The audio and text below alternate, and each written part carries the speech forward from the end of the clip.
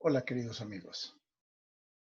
Es para mí un gozo en esta hora, a través de este medio del fuerte pregón profético, compartir con ustedes un tremendo mensaje de la palabra de nuestro Dios.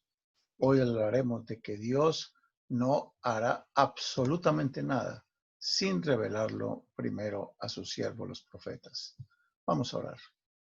Padre Santo que estás en los cielos, Señor, te agradecemos por esta oportunidad de compartir tu palabra. Ilumínanos y guíanos para que todo lo que digamos sea para tu honra y tu gloria. Ilumina a cada persona que va a ver este mensaje y que podamos extraer de él lo que tú quieres exactamente que nosotros digamos y hagamos. Lo pedimos en el nombre de Jesús. Amén. Estamos hablando a partir de este momento de que Dios no va a hacer nada sin revelarlo a sus siervos, los profetas. Hace 2000 años atrás, cuando el Señor Jesucristo estaba con los discípulos en lo alto del Monte de los Olivos, los discípulos le mostraban todos los edificios y Jesucristo le dijo, ¿están viendo todo esto? No quedará piedra sobre piedra que no sea derribada. Y los discípulos pues se preocuparon y dijeron, Señor, ¿cuándo ocurrirán estas cosas? Y yo quisiera comenzar con una declaración importantísima que aparece en el libro de Amós, capítulo 3, versículo 7. Nada hace el Señor el Eterno sin revelar su secreto a sus siervos, los profetas.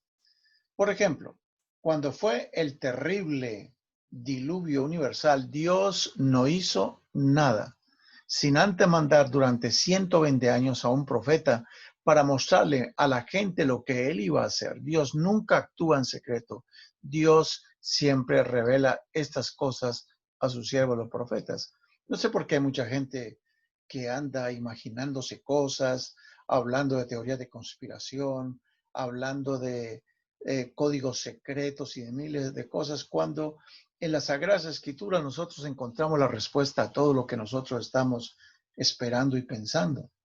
Dice en Romanos capítulo 15, el versículo 4, porque todas las cosas que se escribieron antes, para nuestra enseñanza se escribieron, a fin de que por la paciencia y la consolación de las Escrituras tengamos esperanza. Entonces, haríamos bien nosotros ir a esos grandes eventos del pasado para darnos cuenta de que el Señor nos dice o nos muestra cosas que de las cuales nosotros podríamos tomar copias, ideas, para imaginarnos cómo será en los días finales. Entonces, cuando el mundo fue a ser destruido en el tiempo del diluvio, Dios utilizó a Noé para que le dijera al mundo en aquel entonces de que la tierra sería destruida. Nadie quiso creer.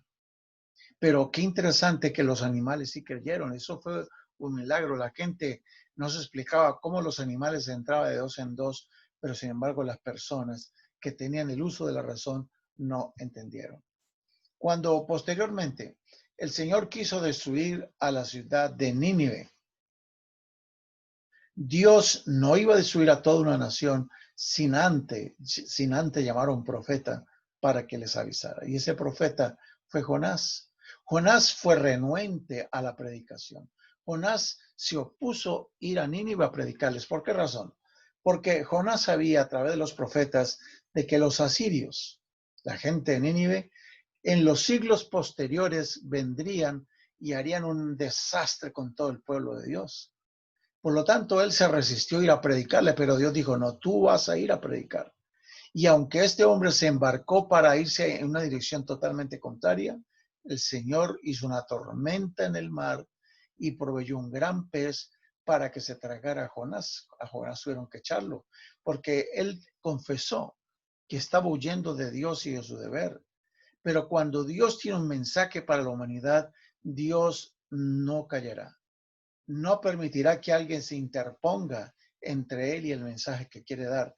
Dios no hará absolutamente nada sin revelárselo a sus siervos, los profetas. La misma situación ocurrió cuando siglos después el pueblo de Dios iba a ser castigado duramente por sus rebeldías y por sus maldades.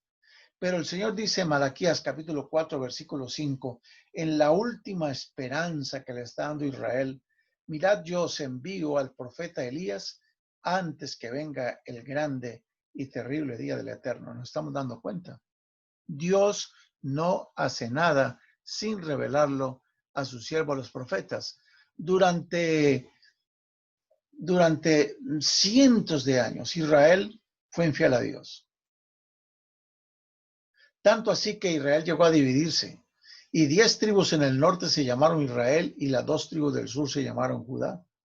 Y cuando uno mira la historia en primer libro de Reyes, segundo libro de Reyes, o en primer libro de Crónicas y segundo libro de Crónicas, nos damos cuenta de que todos los reyes del reino del norte de Israel fueron perversos, fueron malos.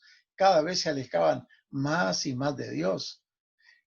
Con algunas excepciones, en el reino del sur, que estaba Judá y con capital en Jerusalén, algunos de los reyes fueron, vamos a decir, fueron fieles a Dios, buscaron a Dios, pero aún así algunos de sus hijos se apartaron totalmente de Dios, de modo que vendría la destrucción de Samaria y de las 10 tribus del norte ya fueron dispersas, y vendría la destrucción casi total de las tribus del sur de Judá y Benjamín, y Dios les dejó un pequeño remanente, pero antes de hacer estas cosas Dios le mandó a muchos profetas, Isaías, Jeremías, Daniel, Ezequiel, todos ellos previniendo al pueblo de las cosas que habrían de venir. Después del cautiverio babilónico, Dios le muestra al profeta Daniel de que le iba a dar 490 años más de plazo a Israel. Ustedes pueden encontrar esto en Daniel, el capítulo 9. Sin embargo, a pesar de los 490 años, la Biblia dice que el Mesías vino. A lo suyo vino y los suyos no lo recibieron. Pero antes de este gran evento, como era la venida del Mesías, Dios mandó, como dice Malaquías 4:5, al profeta Elías, antes que viniera el día grande y espantoso de Jehová. ¿Y cuál era ese profeta Elías? Ese profeta Elías no era otra cosa que una referencia a Juan Bautista. Juan Bautista vino y comenzó a preparar el terreno para la venida del Mesías. Dios no iba a hacer nada sin revelárselo a sus siervos, los profetas. Y Juan Bautista bautizaba con arrepentimiento, diciéndole a la gente, arrepentíos, porque viene uno que os bautizará en agua, en fuego y en espíritu, refiriéndose a Jesucristo. Los bautizará en fuego y en espíritu. Y de ese hombre yo no soy ni siquiera digno de portar sus calzados, sus zapatos.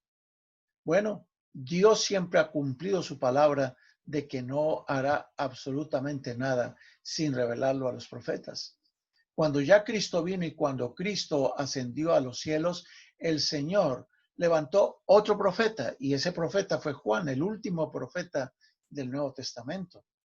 Y a través del libro de Apocalipsis, Dios le reveló a este profeta todas las cosas que acontecerían desde el siglo primero hasta el día en cuando Jesucristo regresaría en las nubes de los cielos. Hermanos, amigos, lo que yo quiero enfatizar ahorita es que haríamos muy bien, como dice el apóstol Pedro, prestar atención a la palabra profética más segura, porque lo que Dios dice en su palabra es muy segura. Si nosotros estudiáramos el libro de Apocalipsis con más fervor, si estudiáramos el libro de Daniel, si estudiáramos estos profetas, especialmente Juan, para los últimos días, nosotros no tendríamos por qué perecer. Dios no hará absolutamente nada sin revelarlo a sus siervos, los profetas. Y bueno, han pasado casi 2000 años desde que el Señor Jesucristo dijera esto a sus discípulos. Y la pregunta es, ¿será que en estos últimos días el Señor hará algo para revelarlo a sus siervos, los profetas? ¿Será que Dios va a hacer algo? Claro. ¿Y qué es lo que viene a continuación? Lo que viene a continuación es el fin de todas las cosas, el fin del tiempo. ¿Y será que para estos días en que estamos viviendo, Dios levantará un profeta? Claro que sí. Dice Apocalipsis capítulo 10, el versículo 11. Es necesario que profetices otra vez a muchos pueblos, a muchas naciones, lenguas y reyes. Cuando nosotros analizamos el sexto sello del Apocalipsis, descubriremos que allí hay algo que ya el profeta Joel había mencionado en Joel 2:30. Él dijo, y daré prodigios en el cielo y en la tierra, sangre y fuego y columnas de humo. El sol se convertirá en tinieblas y la luna en sangre antes que venga el día grande y espantoso de Jehová. Y todo aquel que invocar el nombre de Jehová será salvo. Bueno, para estos eventos finales, entonces nosotros encontramos de que Dios tiene un profeta. Y yo quisiera, al terminar esta breve reflexión, diciéndole lo siguiente. Vamos a comenzar este próximo tiempo, en estos días. Vamos a estar comenzando una serie de estudios donde vamos a estar analizando todo el libro del Apocalipsis. ¿Cuáles son los mensajes de Dios para el pueblo en los últimos días? Porque nosotros somos la gente de los últimos días. Y Cristo está a punto de venir en las nubes de los cielos. ¿Qué nos reveló a nosotros? ¿Cuál es el mensaje para nosotros?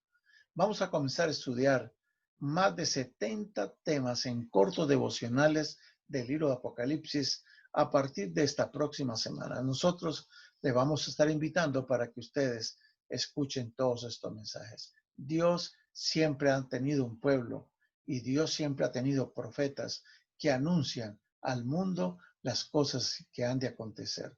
Lo anunció en el tiempo de Noé, lo anunció a través de los profetas, a través de los tiempos, y por qué no nos va a anunciar a nosotros. Pues bien, alistémonos para comenzar a estudiar todo el Apocalipsis en serie profética. Dios la bendiga.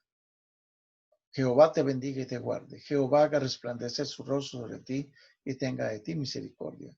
Que Jehová alce a ti su rostro y ponga en ti paz. Amén.